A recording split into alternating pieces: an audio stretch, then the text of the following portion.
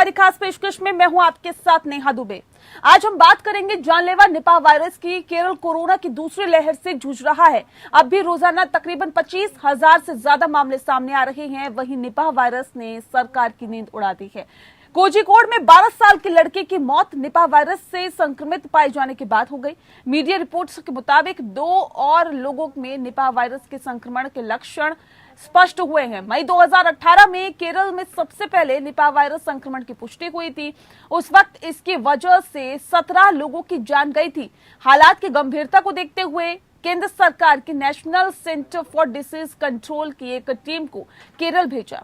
हालांकि राज्य सरकार के स्वास्थ्य विभाग से जुड़े लोगों का कहना है कि इस बार हालात नियंत्रण में लग रहे हैं और प्रशासन प्रोटोकॉल का पालन कर रहा है। राज्य की स्वास्थ्य मंत्री वीणा जॉर्ज के मुताबिक बच्चे के साथ संपर्क में आए 188 लोगों में से 20 से ज्यादा जोखिम वाली स्थिति में हैं। जिन 2 लोगों में संक्रमण के लक्षण दिखाई दिए हैं वे इन्हीं 20 लोगों में शामिल है। विश्व स्वास्थ्य संगठन के मुताबिक निपाह वायरस तेजी से उभरता वायरस है जो जानवरों और इंसानों में गंभीर बीमारी को जन्म देता है।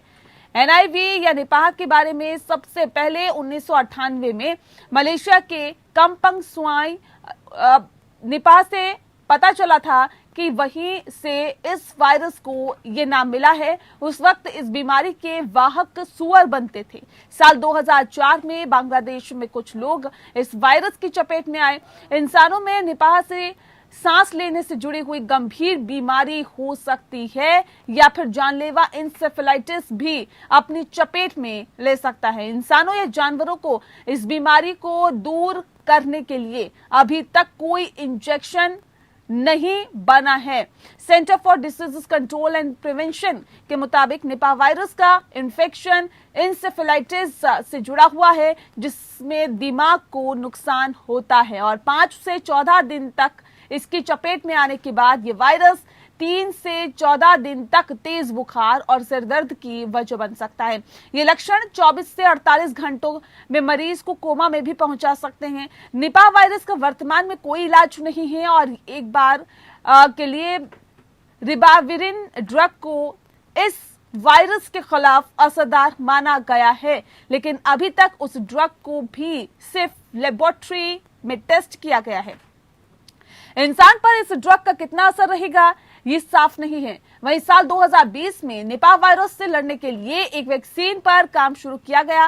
पहले चरण का ट्रायल शुरू भी हो चुका है जो कि इसी महीने खत्म होने की संभावना है। निपाह वायरस से बचने के लिए हमें सावधानी ही अपनानी होगी। चमगादड़ और सुअर के संपर्क में आने से बचें। जमीन या फिर सीधे पेड़ से गिरे फल ना खाएं।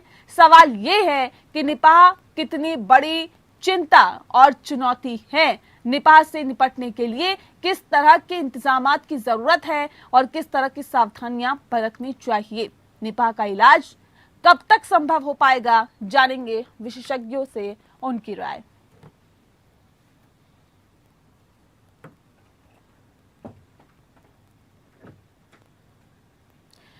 तो निपाह वायरस लगातार तेजी से अपने पांव पसारता जा रहा है। केरल में एक 12 साल के बच्चे की मौत के बाद आपको बता दें कि और ज्यादा अब सतर्कता बरतने की बात की जा रही है।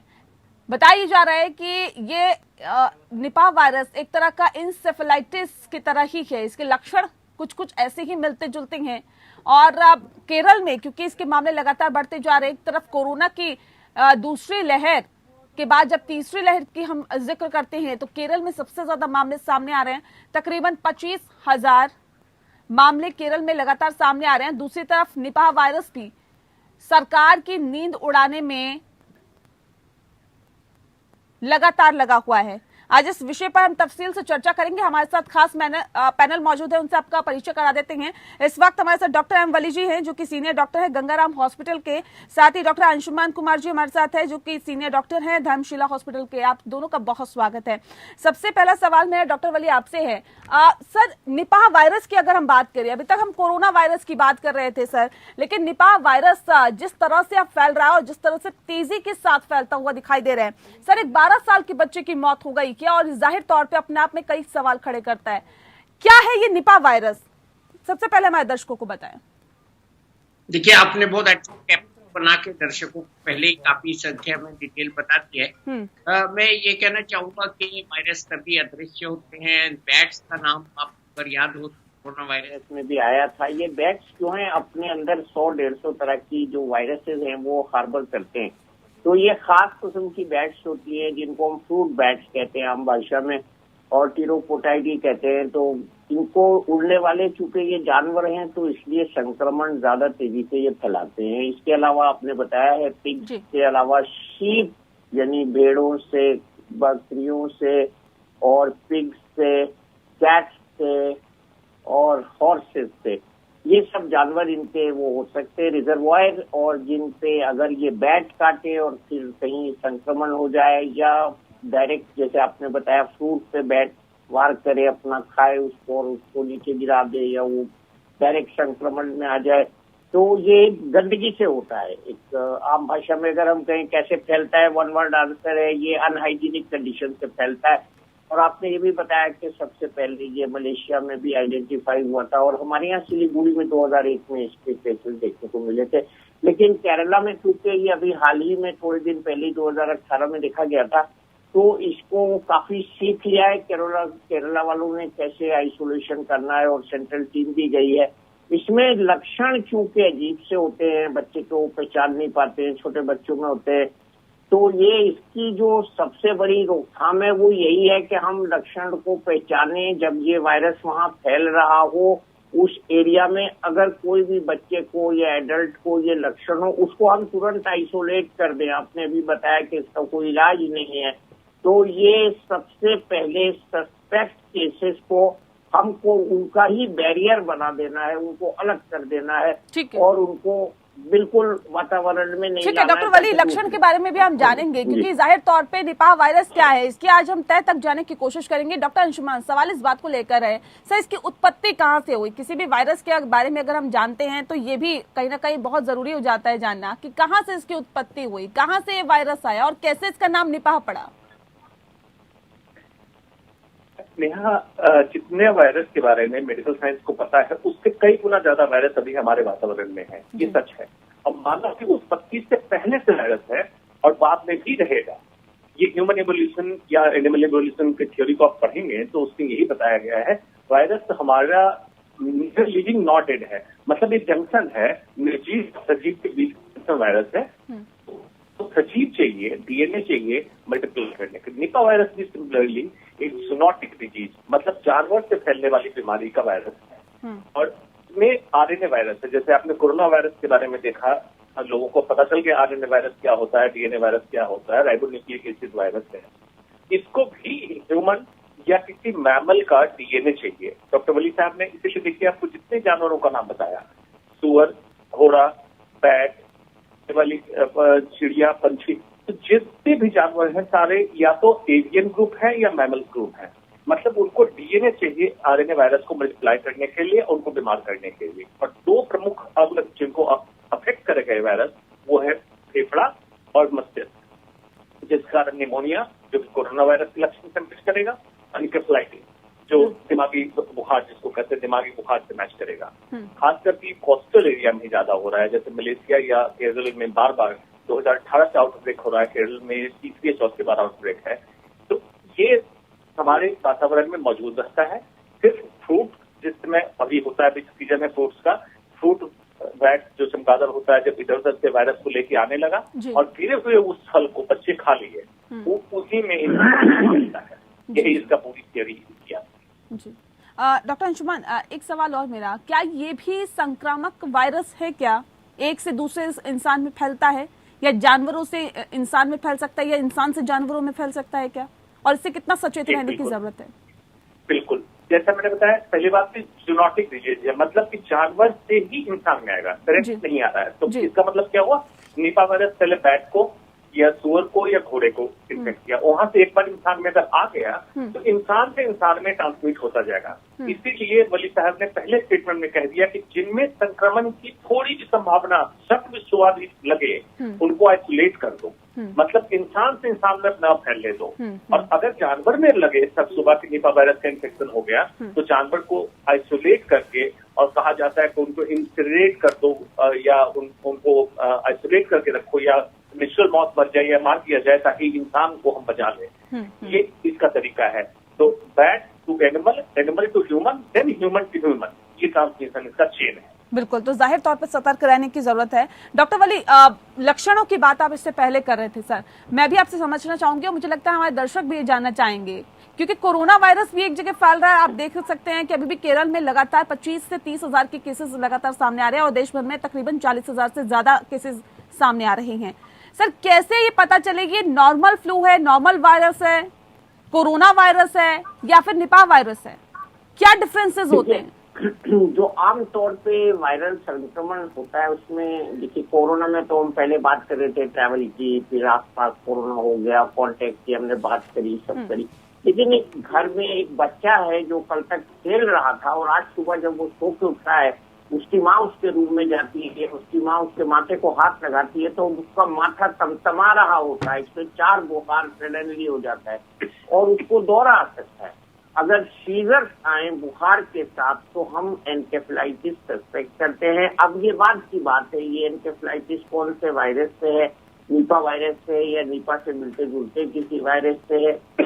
संक्रमण के बाद बॉडी में माइल्जिया का मतलब मसल्स का पेन, जो कि नाकाबिले बर्दाश्त होता है, मतलब इतना शदीद दर्द होता है ऐसे वायरल फीवर्स में जनरली और निपा में स्पेसिफिकली, कि वो बर्दाश्त के काबिल नहीं होता और टूट जाती है पूरी बॉडी। तो अगर ये 2 मेन लक्षण है, तेज बुखार सडनली आना और इसके साथ खांसी न होना इनिशियली, तो ये निपा वायरस के लक्षण हो सकते हैं इन ए हेल्दी इंडिविजुअल। और इसके साथ बाद में अगर हम इसकी केयर नहीं करते हैं या ठंडे पानी की पट्टी बहुत ज्यादा कोई घर में रख दी जाती है तो ऐसे बच्चों को निमोनिया भी हो सकता है। निमोनिया इसलिए होता है क्योंकि ये वायरस रेस्पिरेटरी ट्रैक्ट में जाता है। रेस्पिरेटरी ट्रैक्ट में जब ये जाता है तो बैक्टीरियल निमोनिया अलग तरह का होता है और वायरल निमोनिया अलग तरह का होता है, जिसको हम डबल निमोनिया कहते हैं। पूरे लंग्स को दोनों तरफ मुतासिर कर देता है। तो ये 2 मेन लक्षण के साथ अगर दौरा आ रहा है या साइकियाट्रिक सिम्टम्स हो रहे हैं या बच्चे का बिहेवियर सडनली चेंज हो रहा है, उसकी नींद ज्यादा आ रही है या नींद बिल्कुल गायब हो गई है या एक्सपोजर कुछ ऐसे व्यक्ति के साथ हुआ है, ये थोड़ा बहुत पॉसिबिलिटी है क्योंकि अभी बहुत कम लोगों में ये फैला है।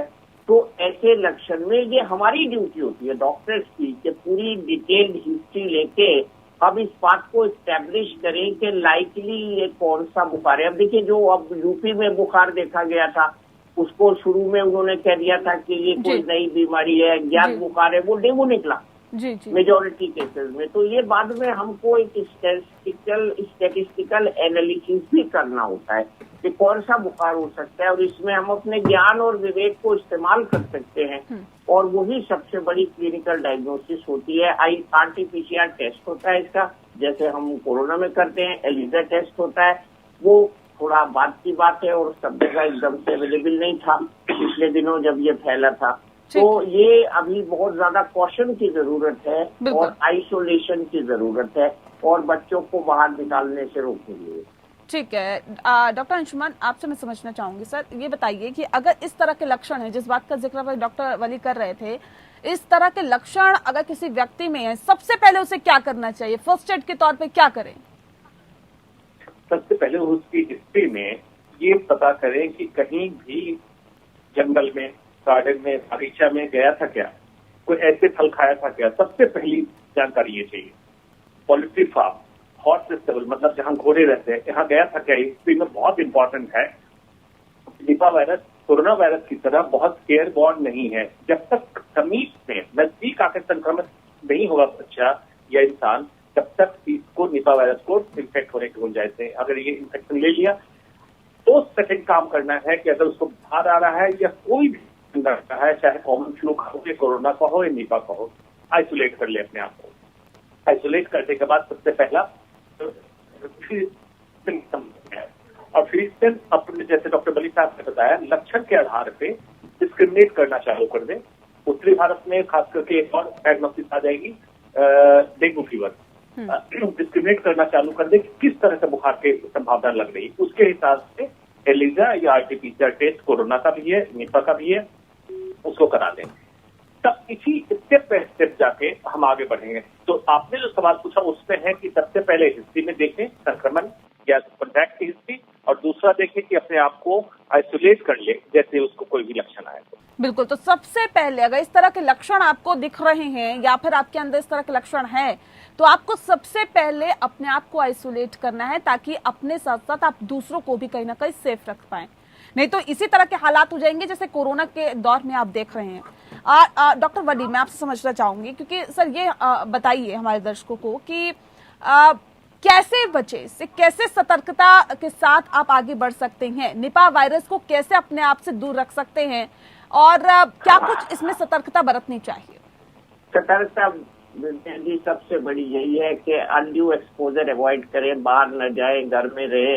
देखिए केरला जैसी जगहों में रबड़ के प्लांट्स बहुत हैं, वहाँ मच्छर भी थे, बैट्स भी थी, मैं गया था, देखा था मैंने जी। तो वो घने जंगल हैं हर कॉलोनी, हर गांव में, हर आसपास। तो बच्चों को अवॉइड करें, एडल्ट्स भी, कि बाहर खुले में न जाए ज्यादा। इस तरह के वेदर में अपने को संकुचित कर लें, थोड़ा कॉन्ट्रैक्ट कर लें, बाहर न जाए, और बाहर जाए तो फुली कवर्ड होके जाए, एक बात। दूसरा ये कि कोई भी एबनॉर्मल चीज न खाएं, कोई भी, जैसे डॉक्टर साहब बता रहे हैं, हमारी जोड़ी आपने बहुत अच्छी बनाई है, हमें बड़ा अच्छा कोऑर्डिनेशन होता है। तो जो ये फल वगैरह की बात हो रही है, ये सच्ची है कि वहाँ केले के बहुत पेड़ होते हैं, केला तोड़ा और घर में ले आया और बगैर धोए खा लिया, तो ये इस तरह से संक्रमण हो सकता है। तीसरा सबसे बड़ी बात जो ये है कि हमें डरना है इससे, ये काफी इन्फेक्टिव है वायरस, तो काफी तेजी से फैलता है। इसके संक्रमण को बैरियर लगा के ही रोकना पड़ेगा, और रोकथाम चूंकि आपने अभी बताया दवा भी नहीं है इसकी, कोई WHO के अप्रूवल के साथ कोई दवा नहीं है एक्सेप्ट रिपेवरिन which was tried in few cases. तो ये इसकी दवा न होने की वजह से, आपने और भी सवाल पूछा था क्या करें, तो सबसे पहले बुखार उतारे बच्चे का। बुखार नॉर्मल गोली से अगर नहीं उतर रहा है तो कोई और गोली दे, हमारे पास कई तरह की एंटी फीवर ड्रग्स होती हैं, वो दे। और एस्पिरिन अवॉइड इसमें भी करनी चाहिए, एस्पिरिन नहीं देनी चाहिए।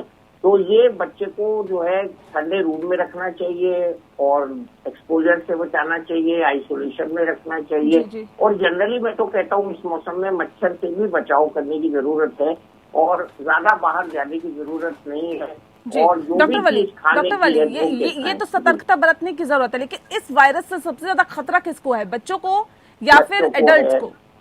नहीं, देखिए छोटे लोगों को ज्यादा है इससे खतरा, जो कि अभी तक स्टैटिस्टिकल डेथ की रिपोर्ट्स हैं वो बच्चों में ही ज्यादा हैं। 12 साल के आसपास मैक्सिमम है, 12 से 20 साल तक के लोगों को हैं। और समहाउ ये स्टैटिस्टिकल चीजें, खतरा किसी को भी हो सकता है। निपा वायरस एक इन्फेक्टिव कंडीशन है, कोई भी इन्फेक्ट हो सकता है। इसमें हमारे पास कुछ ऐसा एज ग्रुप का डाटा इतना बड़ा वर्ल्ड ओवर नहीं है, क्योंकि ये बहुत सी कंट्रीज है स्पेसिफिक, जो मलेशिया, इंडोनेशिया और इसके आसपास की कुछ अफ्रीकन कंट्रीज में ये हुआ है ज्यादा। तो जब कोई चीज अमेरिका या यूरोप में ज्यादा होती है तो उस पर जरा ज्यादा डाटा आता है। तो हमारे पास इस गरीब बीमारी का डाटा भी बहुत कम है, तो हमको अपना बचाव खुद करना है। ठीक है डॉक्टर अंशुमान, एक छोटा सा सवाल आपसे है सर। सवाल ये कि कोरोना वायरस के मद्देनजर जब हमने दूसरी लहर में देखा तो जाहिर तौर पर बहुत मौतें हुई और बहुत डैमेज हुआ, लेकिन निपाह वायरस की वजह से डैमेज ज्यादा ना हो, अगर लोग अस्पताल में जाए तो अस्पतालों में इलाज मिल पाए, बेहतर इलाज मिल पाए। अब क्या आपको लगता है सरकारों को किस तरह से कदम उठाने चाहिए, राज्य सरकार को, केंद्र सरकारों की तरफ से किस तरह के इंतजाम किए जाने चाहिए ताकि निपाह वायरस अगर तेजी से अपने पांव पसारता है, लोग सतर्कता नहीं बरतते हैं, तो कम से कम इलाज तो मुहैया हो पाए? जी देखिए, सबसे पहले तो डरने की जरूरत नहीं है। जिस तरह से कोरोना वायरस का संक्रमण और डेथ जितना तेजी से हुआ उतना तेजी से निपाह वायरस का नहीं हुआ, क्योंकि बारह में तो मतलब जान फैलने वाली बीमारी, इंसान को भी एक दूसरे की तरफ दूसरी जगह जाना होगा और संपर्क में आना होगा। एक तो सतर्कता, बार बार health prevention is better than cure, सतर्कता बढ़ते। अगर सतर्कता न बढ़ती, बीमारी फैलने लगी तो स्टेट प्रिवेलेंस है भी केरल में ही है। केरल से अगर ये कोस्टल एरिया से माइग्रेट करेगा तो तमिलनाडु, कर्नाटका इस कोस्टल एरिया से माइग्रेट होकर महाराष्ट्र इन करेगा, तो आपके ट्रांसमाइग्रेशन बॉर्डर सील करने पड़ेंगे जहां निपाह वायरस के केसेस बढ़ते हैं। और थर्ड, व्यवस्था करनी पड़ेगी, क्योंकि दो बीमारी ज्यादा इसमें हो रही, निमोनाइटिस, इंकेफेलाइटिस, मतलब मेनिंजाइटिस, दिमाग बुखार के साथ, और आपने बताया 12 से 30 साल ऐसे लोग, रोगी के इलाज की व्यवस्था जिसमें वेंटिलेटर ताकि निमोनिया का इलाज हो सके और मेनिंजाइटिस बुखार का इलाज। इन दोनों की व्यवस्था आपको वैसे स्टेट में पहले से मुहैया करा कर रखनी पड़ेगी ताकि इलाज कितना मौत ना हो। चलिए, बहुत शुक्रिया आपका डॉक्टर वली, और डॉक्टर अंशुमन आपका भी बहुत शुक्रिया इस विषय के बारे में बहुत तफसील से, बहुत विस्तार से हमें बताने के लिए, हमारे दर्शकों को जानकारी देने के लिए। तो इसी के साथ हमारे इस खास पेशकश में इतना ही। नमस्कार।